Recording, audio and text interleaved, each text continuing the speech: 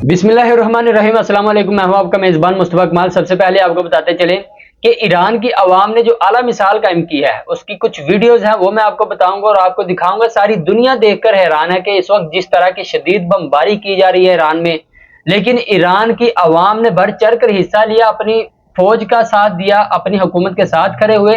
हत्ता कि कुछ ही महीने पहले यहाँ पर शदीद मुजाहरे भी किए गए थे अपनी ही हुकूमत के खिलाफ। लेकिन ये एक आला मिसाल है कि जब कोई बैरूनी दुश्मन मुल्क पर हमला करे तो तमाम तर कौम यकजा हो जाती है। लेकिन उससे पहले आपको बताते चले, सदर ट्रंप ने एक और बोंगी मारी है, यानी कि सदर ट्रंप सटिया चुके हैं। उनकी आला मिसालें हैं। फिर सदर ट्रंप कहते हैं जी सारी दुनिया मेरा साथ क्यों नहीं दे रही। अभी इन्होंने ऑस्ट्रेलिया को, जनूबी कोरिया को और जापान को भी धमकी लगाई है, वो भी मैं आपको बताता हूँ किस तरह। लेकिन जो आज का बयान है तमाम तरह इखलाकियात से गिरा हुआ बयान। एक तरफ गालियां निकालते हैं ईरान की आवाम को, दूसरी तरफ कहते हैं जी वो जानवर है। ये तमाम तर चीजें एक ऐसा शख्स कह रहा है जो कि पूरी दुनिया में एक सुपर पावर रखता है, जो कहता है जी मैं सुपर पावर हूं और मेरे पास तमाम तर दुनिया की ताकत हासिल है मेरे पास। लेकिन उसका जो सदर है उसके इस तरह का अखलाकी जुर्रत, इस तरह की आवाम के साथ उनका जो रवैया है, वो तमाम तर चीजें 50% से जायद आवाम जो निकली वो कहती है जी ये जो जंग है ईरान के साथ इसे खत्म किया जाना चाहिए। लेकिन ट्रंप साहब कहते हैं जी ये पागल है। ये तमाम तर चीजें हैं। लेकिन आज का जो बयान है इस पर, यानी कि जो वाज़ेह तौर पर कहा जा सकता है कि अमेरिका ये जंग हार चुका है, कोई और इसकी निशानदेही नहीं कर रहा, खुद अमेरिका का जो सदर ट्रंप है वो कर रहा है। जिस तरह का वो ज़हनी मरीज है उसकी मैं आपको मिसाल दिखाता हूँ। ये देखिए सदर ट्रंप का क्या कहना है, मैं आज रात ईरान की पूरी तहजीब खत्म कर दूंगा। आज की रात तारीख की अहम तरीन रातों में से एक रात साबित होगी।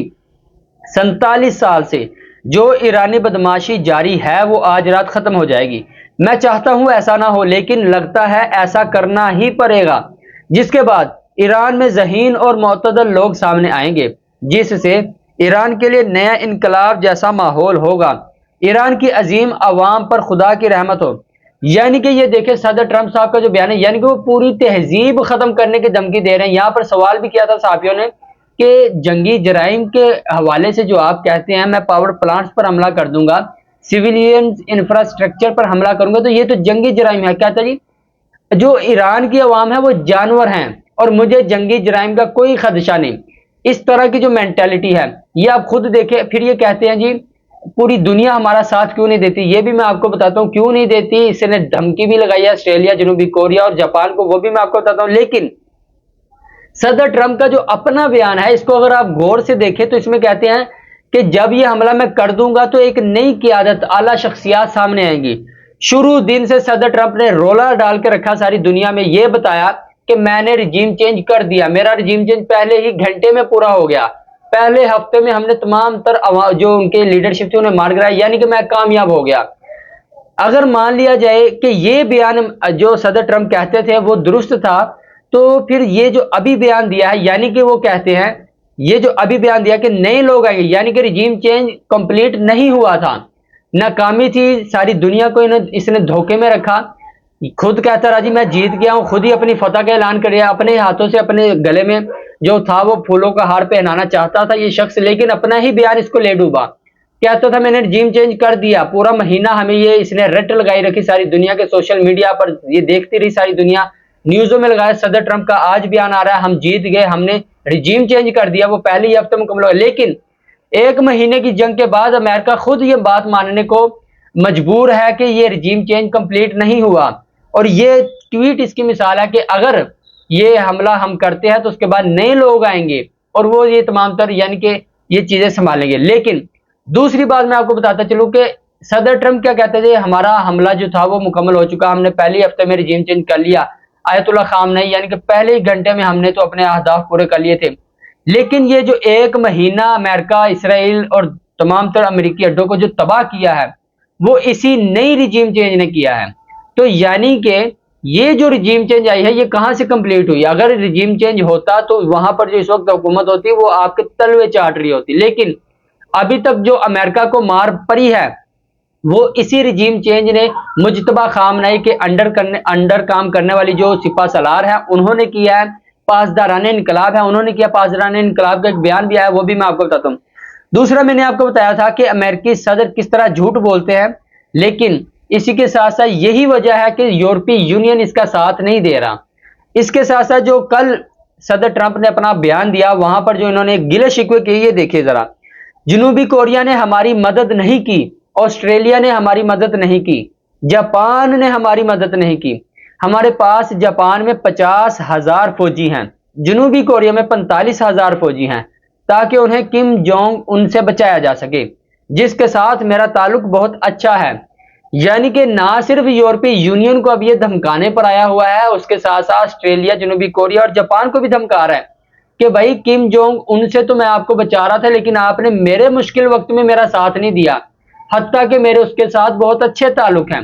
یہ وہ تمام تر چیزیں ہیں کہ آنے والے دنوں میں جو صدر ٹرمپ کی کریڈیبلٹی ہے، نہ صرف اپنی بلکہ پورے امریکہ کی جو کریڈیبلٹی ہے اس کو نقصان پہنچا ہے۔ اور اب جس طرح آبنائے ہرمز جنگ سے پہلے ویسا نہیں تھا، ایران نے کہا ہے کہ یہ جو آبنائے ہرمز کا راستہ ہے یہ پہلے جیسا بالکل نہیں ہو سکے گا، چاہے ہمارا معاہدہ ہو جائے، یہاں پر وہ تمام تر چیزیں ہم ویسے ہی رہنے دیں گے۔ اس کے ساتھ ساتھ میں آپ کو بتاتا چلوں، کیا ایران کی جو عوام ہے وہ امریکی صدر کے بیانیے کی وجہ سے ڈر گئی ہے؟ تو اس کی جو اعلیٰ مثالیں آ رہی ہیں، لیکن سب سے پہلے آپ کو ایران کے صدر مسعود پزشکیان ان کا جو بیان آیا وہ میں آپ کو پڑھ کر سنا دوں۔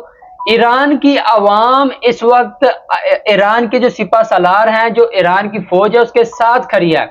اس کی جو مثال ہے یہ دیکھیں، جو ان کے صدر مسعود پزشکیان ہیں وہ کہتے ہیں کہ 1,40,00,000 افراد جانیں قربان کرنے کے لیے تیار ہیں۔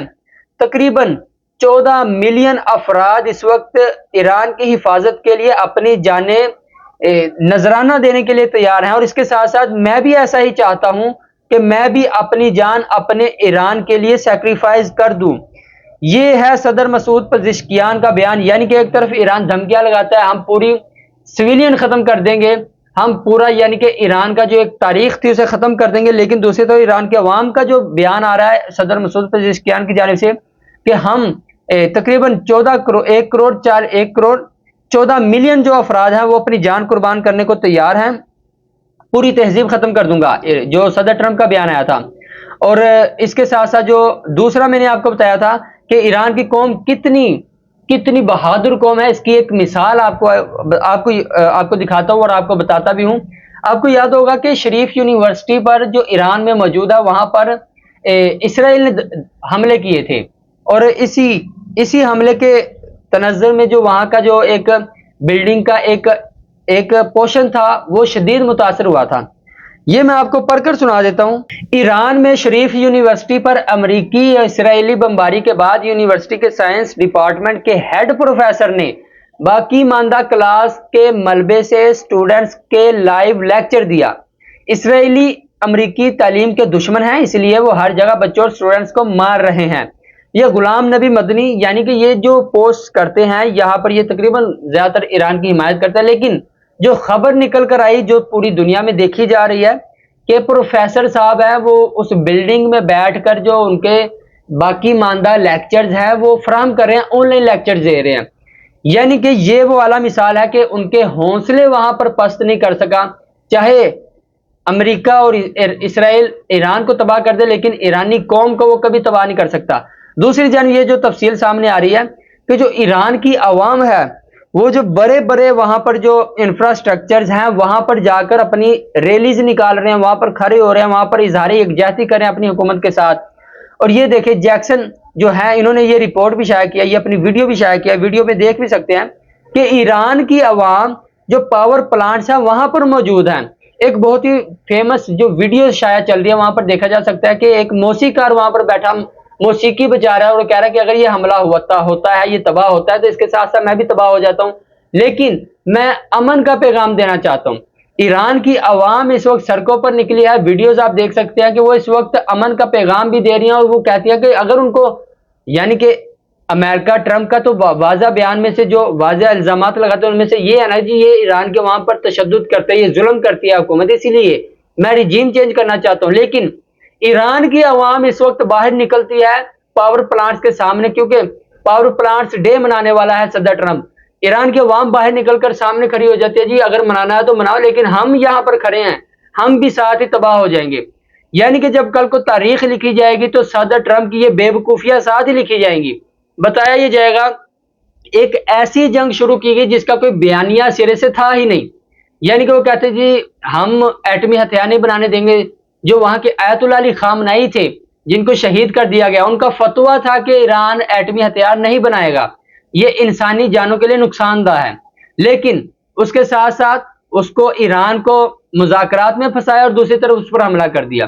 جتنے بیانات امریکہ نے بدلے ہیں اپنے اس ایک مہینے میں، شاید ہی کبھی امریکہ کی تاریخ میں کوئی صدر یا وزیر اعظم جس طرح وہ منتخب کرتے ہیں، کوئی صدر اتنے اپنے بیانات سے بدلتا ہوتا.